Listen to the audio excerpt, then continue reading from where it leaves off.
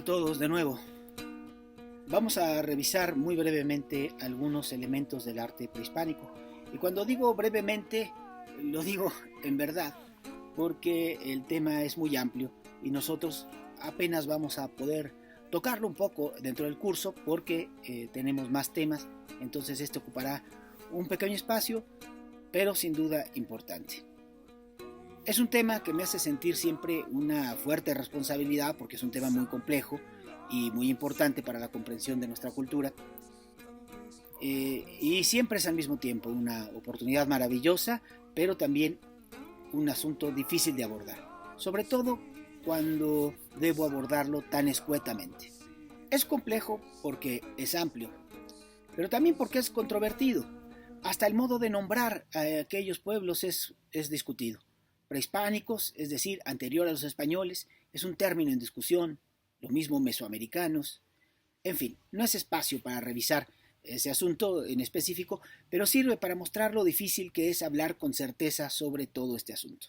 Así que mi estrategia para introducirnos al tema tiene dos recursos que buscan atenuar un poco mis posibles fallos. El primero es curarme en salud y decirles que es un tema que tiene muchos puntos de vista posibles y que lo que les diré aquí está filtrado, por supuesto, por mi propio punto de vista y por los límites del tiempo y alcance del curso. Y por eso no puede ser sino una pequeñísima parte que deberán ustedes complementar con mayor información, quizá de otros profesores, de otras clases, de su propia indagación, por supuesto. Y el segundo recurso es apoyarme en autores que han abordado el asunto de modo más cuidadoso. Algunas de las afirmaciones que hago aquí las he tomado de ellos y les compartiré algunos videos y lecturas que son complementarias y que pueden dar mayor solidez a lo que aquí de manera esquemática podremos introducir. Pero empecemos ya. El área que hoy conocemos como Mesoamérica estuvo habitada por diversas culturas, pueblos que vivían en una civilización de la que hoy quedan quizá pocas supervivencias arqueológicas, pero de la que sin embargo quedan muchas supervivencias culturales. En lo profundo de nuestra cultura sigue teniendo un gran peso, incluso en costumbres que damos por sentado como si fueran producto de la naturaleza. Y van desde comer tortilla o chile hasta algunas formas de sociabilidad, religiosidad e incluso cierto modo de amar la tierra. Mientras otros pueblos del norte se mantuvieron nómadas, los pueblos mesoamericanos eran sedentarios, agricultores, y en muchos sitios construían ciudades muy pobladas alrededor de sus centros ceremoniales. Su historia es larga y está constituida por muy diversos pueblos. Los más antiguos de los que se tiene conocimiento son los olmecas, adoradores del jaguar, y fueron los escultores que hicieron las famosas cabezas colosales. Son un ejemplo del periodo más antiguo que suele llamarse preclásico. Los toltecas, grandes constructores y artistas, como puede corroborarse, por ejemplo, en estas columnas con forma de guerreros, que son las que se encuentran en Tula, fueron también una civilización importante, y los mexicas o aztecas son directos herederos de ellos. Los mexicas son el pueblo más tardío y fueron quienes padecieron el encuentro o desencuentro con la cultura europea a través de los españoles que penetraron al continente a principios del siglo XVI. Toltecas y mexicas ocupan ese periodo llamado postclásico. Los mexicas estarían en la parte última, que sería el posclásico tardío. Por supuesto, estoy dejando de lado algunos pueblos muy importantes, pues toda la civilización zapoteca, los mixtecas después, los pueblos huastecos, las civilizaciones de Occidente. No puedo abarcarlos todos. Pero los mayas merecen una mención aparte porque es una civilización que floreció en un territorio muy amplio del país, en el territorio del sur, también en algunos países fronterizos como Guatemala o Belice, y por supuesto es una historia muy larga la de los pueblos mayas, abarca los periodos preclásico, clásico y posclásico.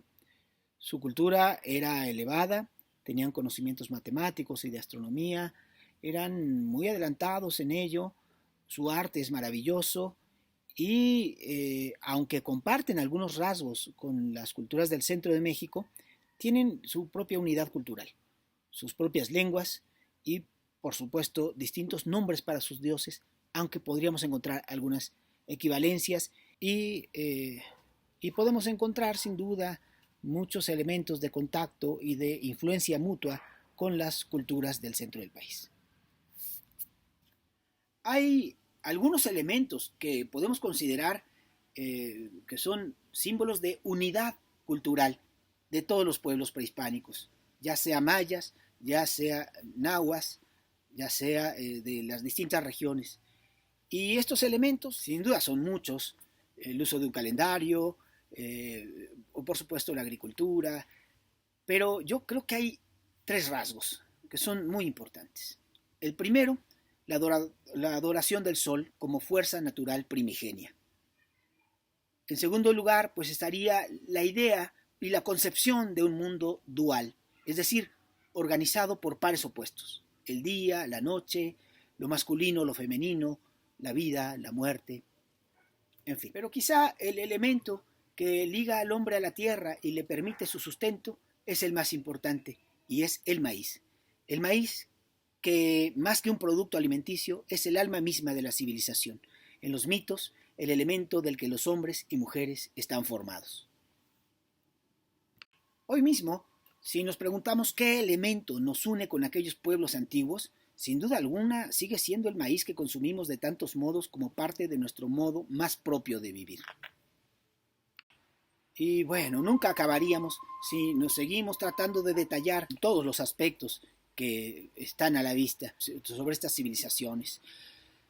Vamos a centrarnos en su arte porque es el tema de la clase.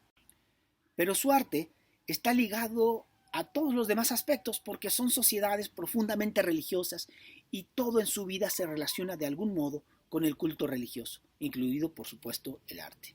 La arquitectura mayor pues son sus templos. Las esculturas son en muchos casos representaciones de sus dioses o animales mitificados. Está casi siempre en conjunción con la arquitectura como parte de los lugares del ritual. Sus pinturas murales o sus códices representan escenas de sucesos o mitos o guerras, pero siempre presididos por sus dioses. Es un arte comunitario. Aunque hay muchos pequeños artesanos, también existen especialistas en hacer las esculturas o los códices, que son los tlacuilos, son los artistas prehispánicos. Como podrán ver en sus esculturas, no se trata de representaciones realistas como las de los dioses griegos o la tradición europea. Más bien son dioses que adquieren formas muy estilizadas, sintéticas en muchos casos, complejizadas por una serie de símbolos, en muchos casos un poco geometrizadas, y combinan unos elementos naturales con otros para cobrar un sentido sobrenatural. Hablar de sus dioses es hablar, por supuesto, de toda una iconografía y una forma de comprenderlos. La serpiente emplumada, Quetzalcóatl, mezcla las imágenes de la serpiente con el plumaje de las aves, uniendo lo terrestre y lo celestial. Es una deidad asociada con el sol y con el viento, con la sabiduría y con todo lo que es benéfico y provechoso para los seres humanos: las artes, la agricultura. La tarea ya la están haciendo y es ver los videos que he dejado hace unos días. Ustedes ya estaban avisados. Escriban con cuidado un reporte de lectura a manera de apunte con un comentario personal. Si les ha quedado bien, añádanlo como parte de sus apuntes, esos que me van a entregar al final del curso, y así ya van adelantando también en eso y van practicando también en hacer apuntes que puedan ser además un comentario personal. Cuando vean los videos que les dejé, pregúntense un poco cómo podrían ellos pensar, idear esas representaciones. Piensen en esos momentos en que ustedes mismos están ideando sus dibujos, sus representaciones, y les he dicho, sí, pero no copien una que ya hayan encontrado, inventen algo. La invención es compleja. Piensen en lo maravillosamente complejo que es el pensamiento de estas sociedades, como para crear un arte tan lleno de significado, tan profundamente ligado a su concepción del mundo. Bueno, pues eso es todo por esta ocasión.